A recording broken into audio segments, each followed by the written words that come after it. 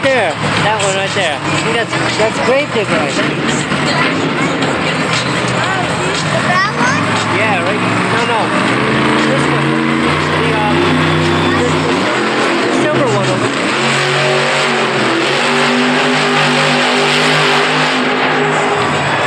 Wow. Let's hear it for Frank Crimmel in some. Oh, it's not Gravedigger. I don't know. Long Island. Head to judgesZone.com. It's time to pass your scores.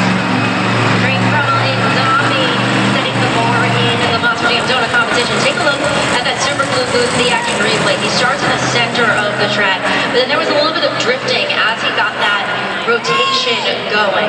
So some solid revolutions in there, a little bit of drifting in those Monster Jam Donuts. Let's see what you guys thought of that one. Because again, he is setting the pace in the donut competition, a 6.644 for Frank Crimmel in Zombie. Up next, that song is Drifting.